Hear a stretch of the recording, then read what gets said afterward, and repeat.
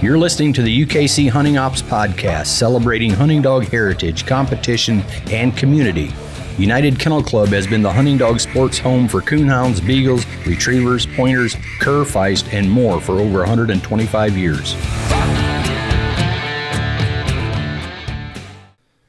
All right, we're ready for section number 9. We're going to talk about split trees. Section 9 only has three different bullet points, so to speak, A, B, and C. So let's start with A, Trevor. Yeah, so Rule 9A reads, if dogs tree on separate trees that are over 15 steps, and in parentheses it says 45 feet, apart, this will be declared a split tree and points will be awarded separate. Separate time must be kept on each tree unless all dogs are declared treed. Yeah, so there's several more sentences here in this first A, 9A, that we're going to get to, but let's break it down just a little bit here with these first two sentences. Very simple here again. If dogs tree on separate trees, if they're over 15 steps away, and the 15 steps we consider a step 3 feet, so basically 45 feet. And we've talked before about distances here with these rules that we're not going to carry a tape measure and go exactly 15 or 45 feet. We're going to take 15 steps, and that's going to be the judge's 15 steps. And they're going to make that determination. But anything when we have dogs on treeing on separate trees and those dogs are more than 15 steps apart from each other, we will declare, or the judge will declare it a split tree, and we'll have and points will be awarded separately for those two dogs. And if we have that, the second sentence says we're also going to keep a separate time if that is the case. It continues saying, in case of a split tree, the judge will go to the first dog called treed, and that tree will be checked first. The dog called treed second, handler will be allowed to go to the tree and leash his or her dog with judge's permission unless the cast is already in process of scoring the tree. And then it says, see Rule 2E. It says, handler is to return to cast for judging of the other dog's tree unless non-hunting judges is being utilized. Yep, it's very important that we always score dogs in order that they were called treed. So that's why we need to score the first one first, and if there's another one close by, the judge may allow the handler, give the handler permission to go handle their dog on a split tree. In this section, we're kind of talking about potentially one that may be close, 20 steps away or what have you, so that makes it very easy. Yeah, if the time's up on that other dog, you can go handle it. If the time's not up, you can't. We're not going to sit here and keep from not handling a dog whose tree time is up just to so we can handle both at the same time. We're going to go in and handle the first one as soon as we can, right. Then that time's up. But the judge can give him permission. Now, there's one thing here that is a rule. This is not for a cast to decide, hey, it's okay, and we're going to ignore this rule. You deal with it in coonhounds as well. They have the same thing. The handler or the judge may not give a handler permission to go take off and go handle a dog if they are already in the process of scoring a tree. Yeah. Even if the time's up on this other dog after we started, we got to finish scoring this tree. He's not going to allow to send anybody. And really, number 2, it doesn't matter if the dog is 20 steps away or if it's 200 yards away. Either one, it doesn't matter. And here's where it's going to get muddy, I can tell you. If casts start to do that and ignore this rule, violate this rule, and somebody questions it, you take it back, guess what? Somebody's going to be in trouble. So if you're judging, these rules are in here for a reason. Follow the rules. Just don't allow that. And because if you do, you're probably going to open yourself up to a muddy mess, or could potentially by doing so. Yeah, I think you talked about it being a coonhound thing, and if anybody ever asks me why, that doesn't make sense to me. My dog's right here.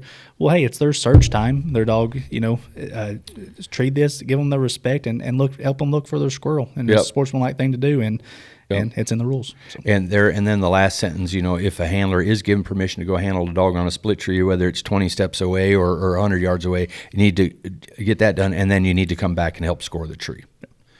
So there's 9A, so 9B. 9B says, dogs treeing on separate trees within 15 steps or 45 feet and more than one squirrel is found, the second squirrel must be seen in the actual tree that the second dog is treed on for the dog to receive split tree points. And then it goes on to say split points can only be awarded if at least one of the other dogs in cast was declared treed before the tree closed and after the first dog's squirrel is found. Yeah, so this is a little bit different, and this has to do with dogs treeing on separate trees. Let's say they're 10 steps away. We have dog A on one tree and dog B on another tree that is 10 steps away instead of 15. So by rule, we're going to count this as technically, or at least for the onset, initially, we're going to score this as one tree. Now, the only way that we can do that is if there's, or scored otherwise, is if there's a second squirrel and it must be in the actual tree that the second dog is on in order for us to score that dog split that is less than 15 feet away. Yeah. That's what that rule means. I think if you read it, don't read into more than what it actually says. I think you can get that out of it, but that's what it means. So that would be an exception to a split tree where two dogs are less than 15 feet apart from each, or 15 steps apart from each other. So in that case, you could, and that would, then it goes on to, split points can only be awarded if at least one of the other dogs in the cast was declared tree before the tree was closed and after the first dog's squirrel is found. So pretty self-explanatory right there. So there's 9B. Yeah, and 9C almost just continues that part as well with a little further explanation on dogs treeing within that 15-step radius. It says dogs treeing on separate trees within the 15 steps or 45 feet, and only one squirrel is found, it shall be scored as one tree. Yep, and there it goes. We kind of already alluded to that very thing there. So there you go. So that's 9A, B, and C, and there's section 9 is where you're going to find everything about split tree situations. So that kind of wraps up section number 9.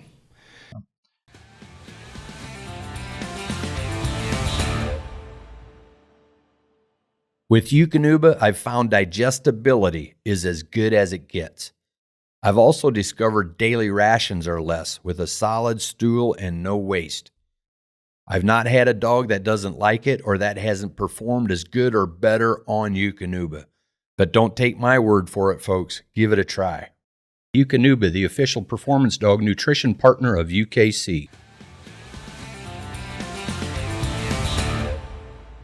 All right, so moving on to rule number 10. Points will be minus. A, B, C, and D talks about minus points of being awarded. We'll start right here with rule 10A, and 10A reads, when dog has been declared treed and dog leaves tree, and in parentheses it says dogs must be actively treeing. It goes on to say, if dog returns to tree within the 2 minutes, he will receive the next available position on tree unless all dogs have been declared treed. Yeah, so this is A, 10A. If a dog is not actively treeing that has been declared treed, that dog is going to get minus. That's going to be the penalty for it for a dog that has been declared treed. Or if a dog just flat leaves, obviously that's easy. It's going to get minused its tree points, whatever position it was treed on, whether it was first, second, or third, and so on. And if that dog that was minused, if it returns to the tree within the 2 minutes, if that tree is still open. In other words, that might be a situation where we can see the dogs or whatever. We have dog A treed in, and we've got the 2 minutes running on the tree. Dog B maybe leave, or any one of the two dogs leaves. We're going to minus it. We see it leaving the tree. We're going to minus it. And then the tree is still open for the 2 minutes. If that dog that we just minus were to come back and tree, as long as the tree is still not closed, that dog is eligible for whatever tree position is still open. So let's say it was dog B, 50 points for the second tree.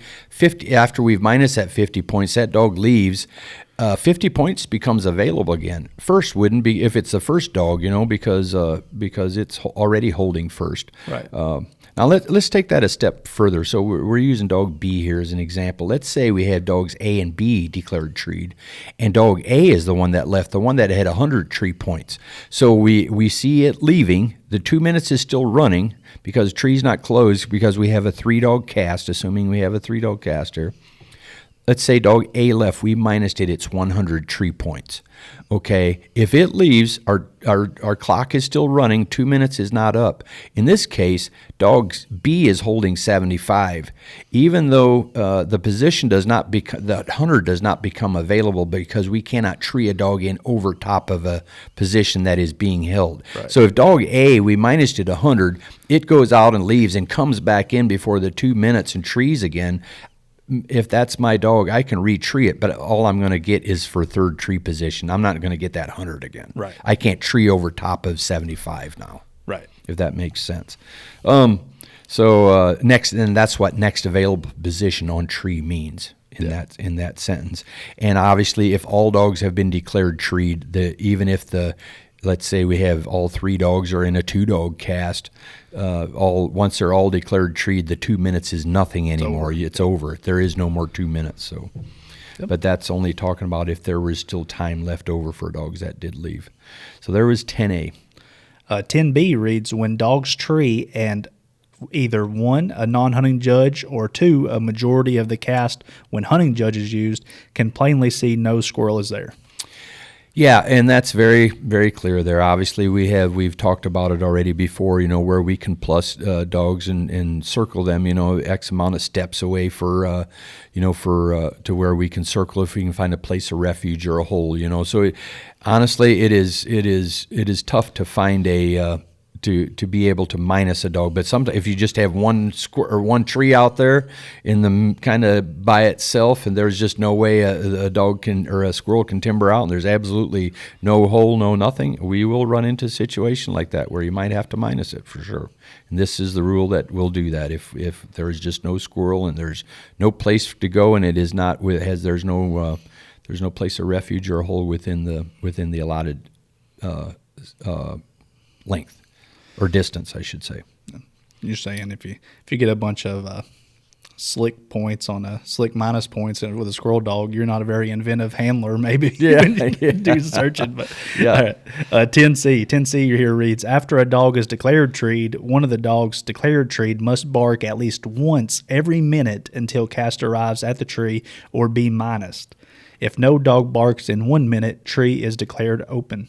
Yeah, and we have talked about that under general information in Section 8. We talked a little bit about the dog must bark at least one time. So this is kind of repetitive, and we're going to see this a couple times throughout the rules as kind of a reminder. And it applies under the minus points. If no dog barks, that's going to be the result. It's going to be a minus. If we have no dog to bark at least one time, one bark within every minute. If it's just now, if we have... That doesn't, let's say we have 2 dogs on the tree, it means just one of the 2 has to bark. One could be sitting there technically not even barking at all. And it's just so long as one of them is keeping it open. Right. And if, let's say you had dogs declared treed and they quit barking like that for at least 1 minute, and all of them do, that opens the tree back up again. Yeah. So there is 10C. Yeah, and then the last bullet point here under 10 is 10D, and that reads, dogs treeing but not declared treed when judge arrives will be minused on tree points on slick tree. They receive no points if squirrel is seen.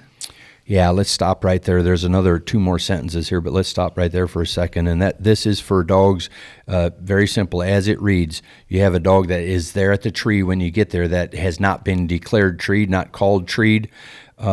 That dog, we are going to award it the next available we're going to give it minus point or tree points and minus them if it is a slick tree. In other words, if the first dog gets minus for being a slick tree, the dog that's not declared treed is also going to get awarded tree points and minus that way, but only if it's a slick tree. If a squirrel is treed or scored in any other manner, then that's the only time we're going to award tree points and minus that dog. Talking about a dog treeing but not declared treed. Well, I've heard you say this before back in the old coonhound res, but there's almost, you talk about playing defense, but there's really almost nothing you have a lot to lose here, but nothing to gain if you don't tree your dog in it, and it's in that area particularly. If it is treeing, a dog treeing, and there's nothing to gain, everything to lose by not calling it treed. If it is in fact treeing and barking treed, within the allotted time, still if it's get still minus open, both ways regardless. Yeah, exactly. Yeah. So there's no point in not calling a dog treed. Matter of fact, like you said, let's say there was a squirrel there. Yeah. You just lost out on points. Exactly. Nothing to gain by not calling your dog if it is actually treeing. Interesting. And 10D goes on to say here, points will be determined by next available position in the case of one dog, or split available tree points in the case of two or more dogs. And then it goes on. It just says refer to Rule 7D for the split point values. Yep, and that's listed under 7D is where so let's say you have just dog A is declared treed. You get in there, B and C are also there. So which position do we give them, 50 or 25? Well, we're going to find out that we're going to split second and third, and that's the points we're going to give to both dogs in the case of a minus tree. So that doesn't happen that often, but if you have a slick tree and you have a dog tree but not declared treed, you're going to award tree points, and that tells you how many to award them, and then we're going to minus that dog as well.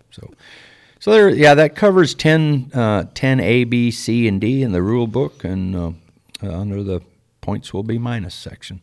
All right, here we're moving on to Section 11. Section 11 is pretty short and sweet, really, and it's about scoring of circle points. And it just has an A and a B, and it says points will count neither for nor against dog except when tie is to be broken.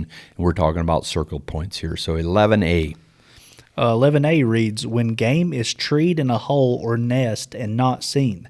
And then it goes on to say nest or hole must be within 30 steps or 90 feet in parentheses of tree that dog is treed on to be circled. Trees not containing game and with no nest or den within 30 steps will be deleted. Yeah, so here we're talking about scoring a circle point. So 30 steps here. Again, we've talked about steps before. Basically, a step in 90 feet, so that equates to basically 3 feet per step. And again, we're not carrying a tape measure or anything like that. The judge is the one that is going to step it off and determine how far we're talking. But so let's say we have a dog tree that we're not finding any game, but we see a nest or a hole or a place of refuge that is within that 30 steps. Then in that case, we can circle those points. And then the last sentence, trees not containing any game and with no nest or den within those 30 steps will be deleted. Within those 30 steps. But that's 11A. 11B reads, when leaves or vines make it impossible to locate game. Yep, there's another one. Maybe in the summertime. Right now we're in August right now as we're recording this. It's going to be much harder to find a squirrel today, or a squirrel could hide a whole heck of a lot easier today than it might here in December with no leaves on. So, but in the case of also, you can have a really viney tree or something like that, and let's say it's the only tree out there, and you can't really, there's nothing close by. But yeah, so if you have anything like that, even though you might not find a hole or just because of leaves, so right now you couldn't even minus a dog in a squirrel hunt. Be tough. It'd be very tough, yeah. So there you have that, and that breaks it down for Section 11, the scoring of circle points, A and B. All right, next up here is going to be Section 12, and that's the scoring of deleted points. Now, points will be scored with a line through them like they're deleted, and they will count neither for nor against the dog. Deleted points will not be considered to determine tiebreakers.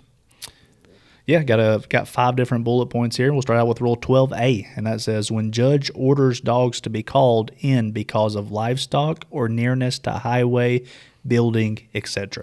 Yep, and this is a good rule to have in place. We don't want to be bothering any, getting up to where we don't want the dogs or bothering livestock or anything like that, or they're getting too close to a highway or a dangerous, obviously not just a regular road, with no traffic, not worried about that, but where there's danger or anything like that, or dogs are getting too close to buildings where we don't want them, and that et cetera. So that et cetera kind of opens it up for more than just, there's a lot of things we could, we don't want to have a rule book with 3 more pages of all the different things that Right. that could be included here. So that's pretty self-explanatory. 12A.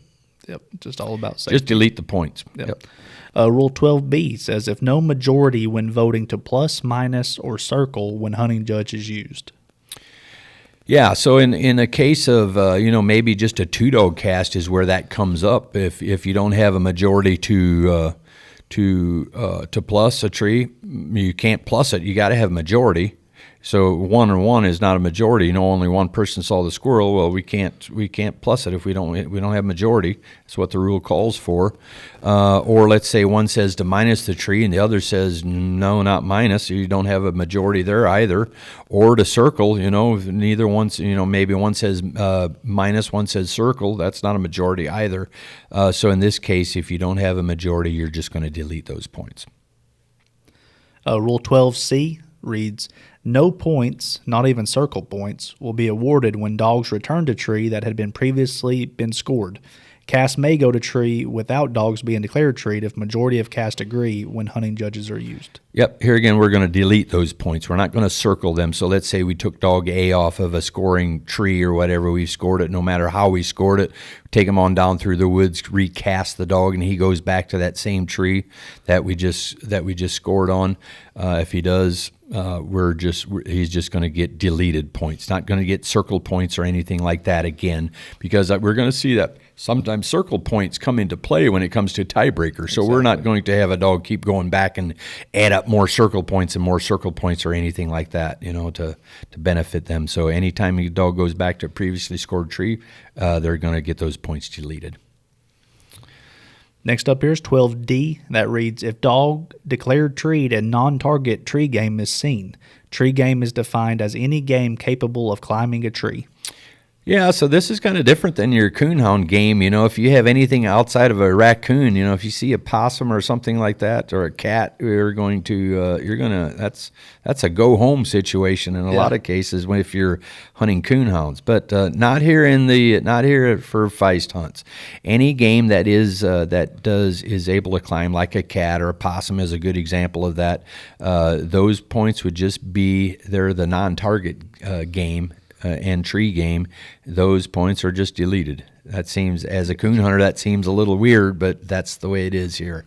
And they're game dogs to begin with, so they're not penalized as heavily as like we are for a coon hound, so to speak. So yeah, I don't know if you realize that rule was in here or not, but there you go.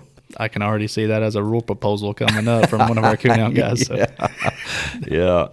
So we're just going to delete those points if we have something outside of a squirrel in the tree. And then the last one here, 12E, and that says points are to be deleted if judge or majority of cast can see that the dog is obviously timbering if squirrel is not seen. And then in bold, capitalized everything, it says no plus points given unless squirrel is seen. Yeah, I think we've talked about that before here, that we want a dog to timber. If a squirrel is timbering out, it's unlike coonhounds, where that dog needs to, which raccoons aren't going to timber out like a squirrel, where timbering is a common thing with squirrels. Right. So, and that happens, it's a common thing where a dog is treeing, and you can tell it's actually moving down through the woods. We want it to timber with that squirrel and follow that. We want it to show us that squirrel, so, but in the case where a dog is, sometimes a dog can be timbering or was or whatever, and we don't see the game. But the dog is obviously timbering. We're just going to have to delete those points. We're not going to penalize the dog. We're not going to give it any circle points or anything like that. We're going to delete them if we don't see the squirrel. If we see the squirrel, we're going to plus that sucker, even before we might handle it. In the case of a timbering squirrel, we can actually score that without handling the dog. If we see it on the way in or what have you, and the dog's actually timbering, we're gonna start looking for that squirrel. So that's a little bit different than what you're used to in coonhounds. We can't even start looking for anything until we've handled a dog, but not in the case of a timbering squirrel. Yeah, well, it makes total sense. All of our rule sets, it seems like in our hunting programs, are made to try to mirror the best they can actual hunting scenarios. And if your dog can see a squirrel timbering away from it, it's just locked down in one spot and not following it, that's not what you want in a real hunting scenario. And it's not. And the other thing, it'd probably be kind of hard to give a dog credit. Let's say you waited until you caught the dog or handled the dog. A lot of times by that time, the squirrel's probably, reason it's timbering, it's got a place to go. It knows where it's going, and probably more than likely a hole somewhere. Yeah. And by the time you got the dog handled, good luck seeing it at that point. So there you go. So there's section 12, deleted points. So there's a section for that. So there we go, section 12.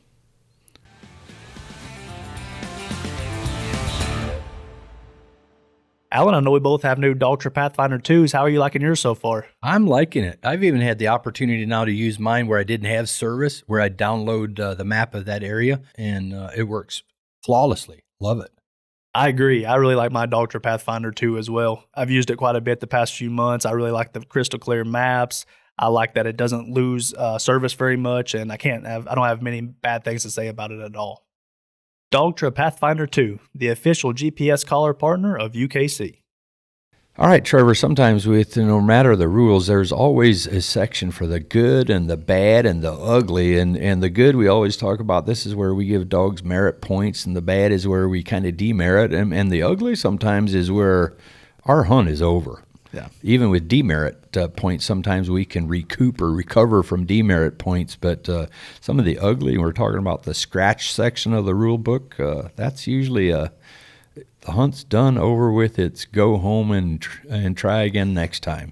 So we're going to find that here in the Feist rules under section 13, and we have it broke down in two different categories. So dog-related offenses is in the first part of 4, 5, 6 of those, and then the rest of it relates to handler-related offenses. So let's start with 13A, dog-related offenses, scratching offenses. Yeah, so if you're ready to go back to the truck or the house, here's some different ways you can do it in the hunt. Here. Well, your dog can do it here. Rule 13A here says if a dog has a total of 300 minus points, regardless of how many plus points the dog has.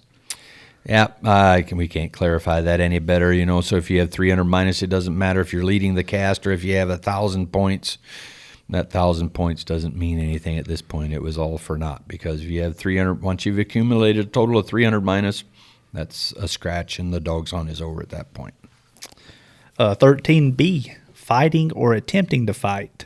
And then it says attempting to fight is defined as follows: when dogs are interfering with other dogs during the authority of the judge by aggressive behavior during the authority of the judge. Yep, this is a good one for us to take a little bit of time and clarify UK's position on attempting to fight. Fighting, let's just clear that up, is fighting. One dog makes contact with another dog in an aggressive manner. Fighting, that's fighting. That dog's going to be scratched. And attempting to fight is a little bit different. And attempting to fight is when there's not actually a fight occurring, but a dog's really... it's about to fight, and it is very being aggressive or what have you. So attempting to fight is further defined that it has to meet two criteria. One is it has to be showing some form of aggression. That can be growling at another dog or maybe guarding a tree or something like that. Not actually making contact with this second dog, but it's showing aggressive behavior in some manner. And then number 2, it has to be interfering. So what is interfering? It really depends on how that dog, the second dog, reacts to it. One dog may react differently than another dog may. So let's say, for instance, we have dogs A and B. Dog A is face barking at this other dog and maybe lunging at it a little bit without making contact. Dog B is not bothered by it. It stays there and it trees and is not bothered by it.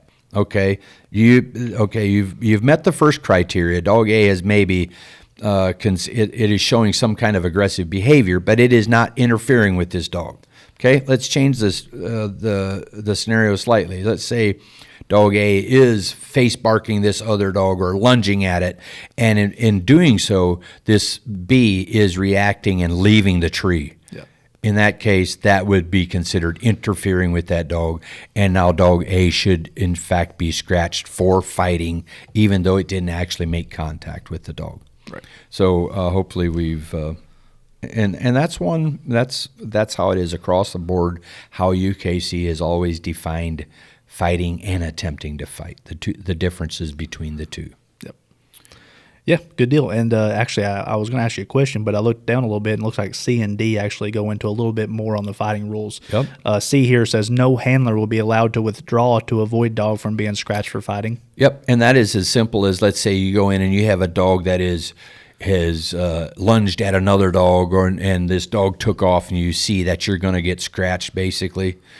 for it. It's not an option to say, hey, judge, let me just withdraw my dog. Don't scratch it. Let me just withdraw. Right. No, if the offense has already happened, you need to rule on that offense. And now you could withdraw if you, let's say, for instance, you have a dog that maybe it did lunge at another dog, and that it didn't bother that dog, so you didn't get the interference part. It didn't meet that requirement or that criteria.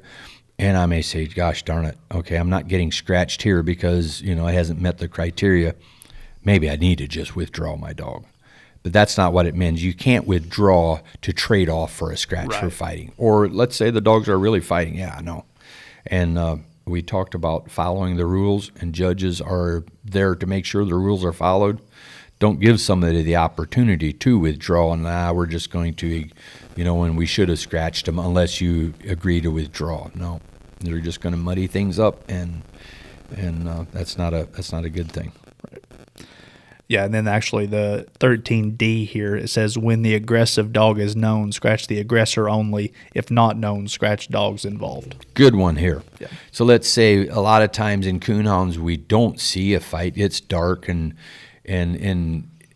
sometimes we don't see it here in a squirrel hunt either. If we're too far away to see, we can hear we've got a fight and we don't see it, so we don't really know who started it.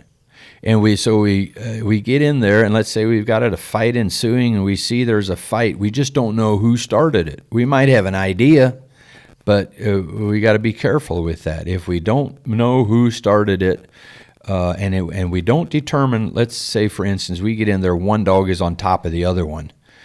We don't automatically scratch the dog that's on top. That just says that's the dog that's maybe winning the fight. It doesn't say who started the fight. Exactly. Because it can work the opposite. Maybe the dog that started the fight is getting its butt whooped and on the bottom. So just because the one on the bottom, the one on top is not necessarily always considered the aggressor. The aggressor is the one that should be the one who started the fight. Yeah. So in the case, if you don't know who it is, you scratch the dogs involved. And the reason for that, it has always been considered the better option is to make sure we get those dogs out of the hunt. And then if they have aggression issues, after so many scratches for fighting, a dog's going to get barred from competing completely. And that's always better to make sure we get the one that deserves it and the one with the temperament issues. And, hey, the other dogs are going to go down with it, unfortunately, but that's still the better option here. And a dog that has just got caught up with it because you don't know who started it, that just doesn't happen so many times to where you're putting that dog in jeopardy of also getting knocked out of the hunt for a period of time, or out of the hunt, so to speak. All right, well, let's shift gears here, 13E, and it says failing to make any attempt to hunt within any 15 consecutive scorecard minutes. That's going to get your dog scratched. Yep. That's pretty simple. That's kind of a rule that we have across most of our dog sports, where a dog is just not hunting, not showing any sign of hunting or whatever, just walking with us, or even if it's not walking, just standing out there, just absolutely doing nothing for a period of 15, and it uses the words consecutive scorecard minutes.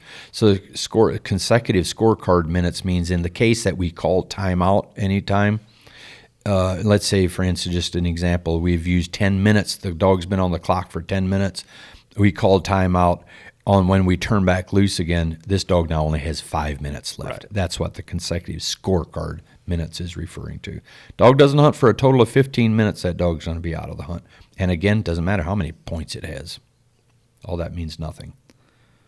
Rule 13F says bitches smelling strong enough to attract dogs, or a dog that is just bad to bother bitches while other dogs pay them no attention. Pretty self-explanatory. If you're hunting a female in heat, well, you can probably, most of the times at some point during a hunt, a male is going to be attracted by that. And most of the time it's going to be the female that's going. But there's also a rule here that sometimes you have male dogs that are also just bad to bother other dogs for no other reason, or even when they're not in season.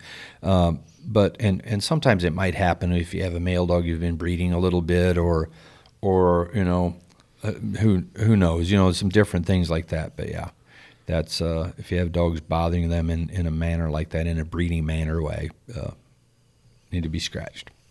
because worse things can definitely happen. Yep. And that's kind of it for the dog-related offenses. I guess we'll shift gears here now to our handler-related scratching offenses. And the first one here is 13G, and that says, on second offense for declaring dog treed when dog is not treeing.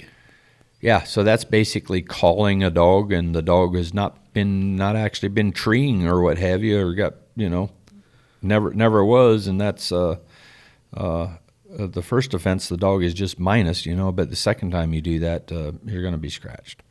Handler and his dog both are going to be scratched. Rule 13H kind of stays on the same kind of guideline here. It says, on second offense, if handler calls another handler's dog, the dog is to be scratched. Yep.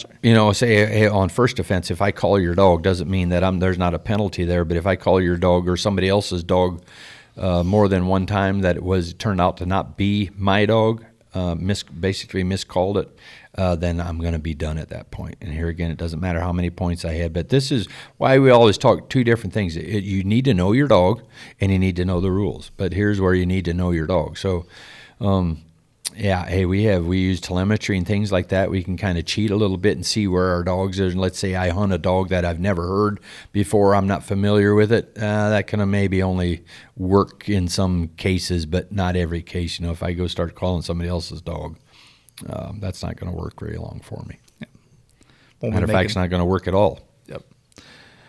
Next one here, 13I. It says, failure to sign scorecard after the completion of the hunt. Scorecards may be signed in the presence of the hunt master. Yep. After your hunt's over, you got to finalize your scorecard and all this and that. And you, as a handler, you should always do that. Judge's responsibility to make sure, everybody knows, hey, we all got to sign the scorecard. And that should be done whether we win or not.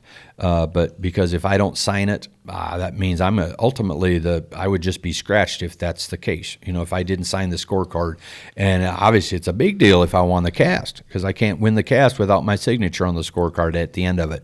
Now the next sentence here does allow me to, if I fail to sign it in the woods, as I should have, I can still do it in the presence of the hunt master. But for how long is maybe a good question here, and we've always said, once the deadline is up, the hunt master is not going to wait around, or the hunt director is not going to wait around any longer for me to come in and sign a scorecard that I hadn't signed. It's at that point, they're just going to scratch me.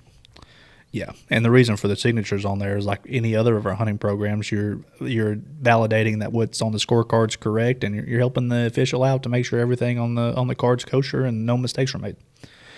Moving on here now to Rule 13J, and it says, for climbing or cutting trees or disturbing a place of refuge. That's a scratching offense.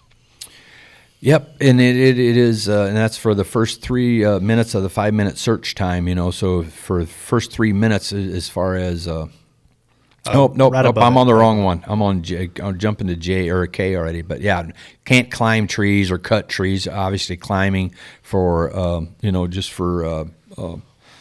Don't want to get the club in any trouble or anything like that, liability reasons and things like that to get hurt. Obviously, don't want that. And, hey, sometimes you get in situations where it's like, doggone, I don't have to climb very far, and I could poke a stick up here and maybe get a squirrel out of this hole or whatever. You can't do that. And then cutting trees, that doesn't matter the size of it, really. It is what it is, And if we're hunting on somebody's property, respect that, Exactly. And even though it might be a smaller tree, all that doesn't matter. Also, can't disturb a place of refuge. If the squirrel's in a nest, you know what? It's made it's in there. Don't be poking around in a nest or anything like that to get the squirrel out, or to disturb it in that manner. So, but there you go, 4J. If we do any of that, we're going to be scratched. Mm-hmm. Now we'll move on to 14K, and that says handlers will be scratched for pulling of vines or any action deemed to be interfering with dogs for the first 3 minutes of the 5-minute search time. Then it goes on in bold here, and in bold print it says, when other dogs are declared treed but have not been handled, the last 2 minutes of search time can be used to pull vines so long as said dogs are not within visual sight of the cast. Yeah, so I think that's pretty explanatory, So in the first 3 minutes, you can't of search time, you can't pull vines and things like that with, if unless all the dogs are there, if you have dogs out. But and now in the last 2 minutes you can. But then it's bolded actually, that last sentence you read, when other dogs are declared treed and that it haven't been handled yet. We can use the last 2 minutes to pull vines and things like that, so long as those dogs not handled yet aren't within visual sight of the cast. Right. We talked about it earlier in another rule section or another part of the rules where we talked about the judge can give permission for a handler to go handle a dog on a split tree, but not once we've started scoring a tree. They can't. So that this may be one of those situations where we have a dog over there that's declared treed, but it's in sight of us, but it just can't be handled. We can't handle it. So if it's determined that or we can't pull vines or anything like that if those dogs are within visual sight of the cast. Right. All right. Moving on here to 13L. 13L says for intentionally killing squirrel or other game. Very straightforward right there, and not just that. There's some pretty serious consequences for killing game, or like in this case, maybe shooting a squirrel or any other game for that matter. It doesn't matter what it is. We don't take any game, and people that are found guilty of that land on a not so nice list usually. Get a little time out for a while. Right. A little longer than getting just scratched from a hunt. Yeah. Next one here, 13M. It says for failure to stay with the cast unless given permission to leave. Yep. One such instance to give permission to leave, or two of them. One would be to go handle a dog on a split tree if you're given permission, or obviously if you call timeout during the hunt, you got to go handle your dog. So obviously there you could be. That's when everybody would be given permission to leave. Otherwise, should always use that as a rule of thumb. Two things: don't handle your dog, don't turn your dog loose unless you're given permission to. And don't leave the cast unless you're given permission to. Right. If you just up and leave a cast without having permission, good chance you're going to get nailed here for Rule 13M. And if I'm the judge, or that's not to say where a judge should just watch somebody that is maybe not realizing he can't just take off and leave. If I'm judging, let them know, hey, where are you going? You can't leave. Right. And then you've done your due diligence as the judge, and this is the rule you're going to use if they're not going to abide by this rule. Next one here, 13N, and it says, if cast becomes separated on the way to the field or during the hunt, it is a responsibility of all cast members to return to the hunt master at the host club. Any cast members not returning to the hunt master will be scratched. Yep. So if this is an old rule right there, and this rule was written long before cell phones. I can tell you that. Yeah. We just don't hardly ever see this anymore because we have cell phones, and it's easier to get a hold of folks. So usually we can resolve it in that manner. But if not, then don't just go sit on the side of the road or whatever, forever, and you need to go back to the master hounds. So, and that's. Yeah, it just doesn't happen, and that's also why you should maybe, if you're driving in different vehicles and driving a little ways, change some phone numbers just in case, so you can keep that line of communication open if needed. Absolutely, save yourself a lot of time. Yep. Rule 13. This only needs to happen one time in a bad situation, like oh crap, I wish we would have exchanged some phone numbers here or something. Exactly. Rule 13.0 says, if a handler is drinking or using abusive language. Yeah, there you go. And this is for the judge or whatever. If you're smelling alcohol or what have you, I have absolutely this section O here has me scratching you, or using abusive language. You're talking about abusive language. Hey, we're probably all been guilty of it at some point, but this should also be a friendly competition, and you should be respectful of everybody, kids and all this and that. I can tell you the last thing I want is my kids subjected to somebody out there just using foul, terrible language. It's not necessary, but if need be, and here again, I would probably, as a judge, I would encourage, if I had that, I would probably suggest, hey, watch your language, Trevor, Yeah. And if you're just not going to, then I'm going to apply this rule and your hunt's going to be over. Yep, that's right. Rule 13P says, for use of any device used to control dog prior to cast completing hunt time. Yep, and that's a pretty big one right there because that goes even further than it's no different than shooting game when you're not supposed to. But if you're shocking or toning your dog, controlling your dog before your hunt time is over, if you get caught with that, you're going to get scratched for it. Number one, and it's going to go beyond that. If you reported to United Kennel Club, you're probably also going to get suspended.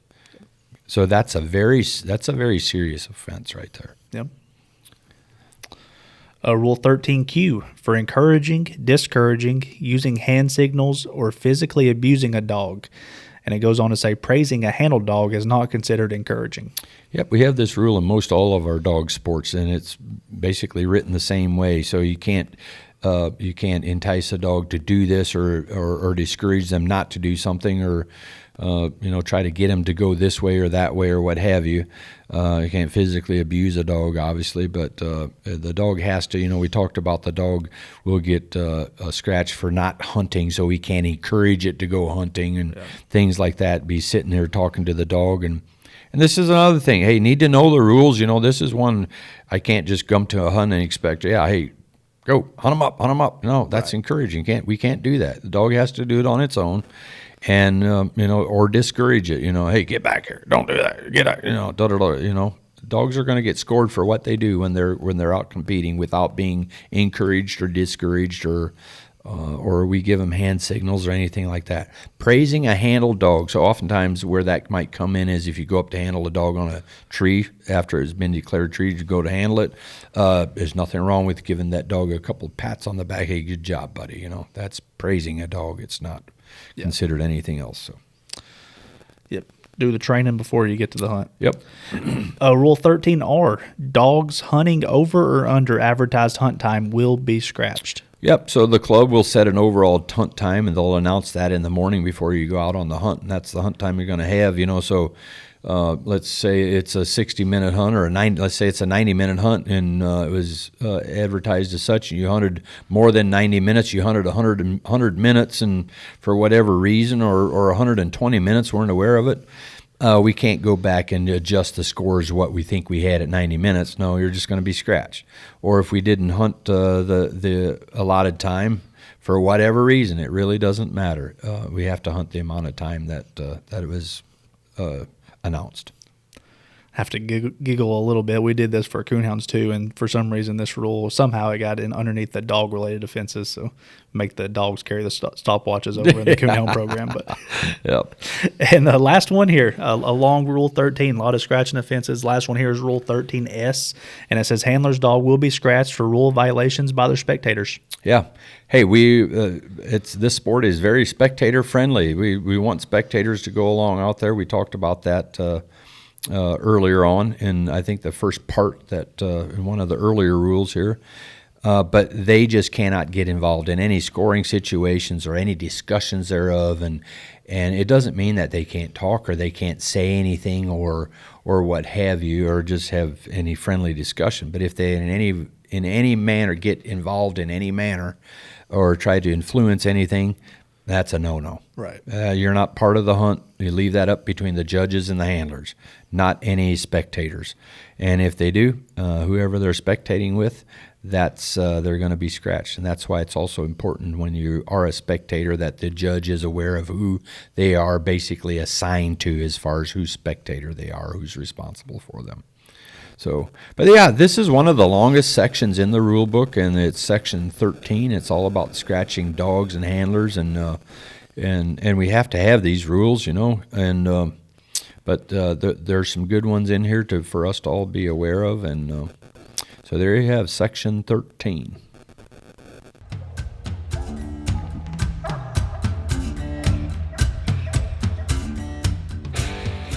Thank you for listening to the UKC Hunting Ops Podcast. Be sure to give us a follow so you don't miss any of our new episodes or content.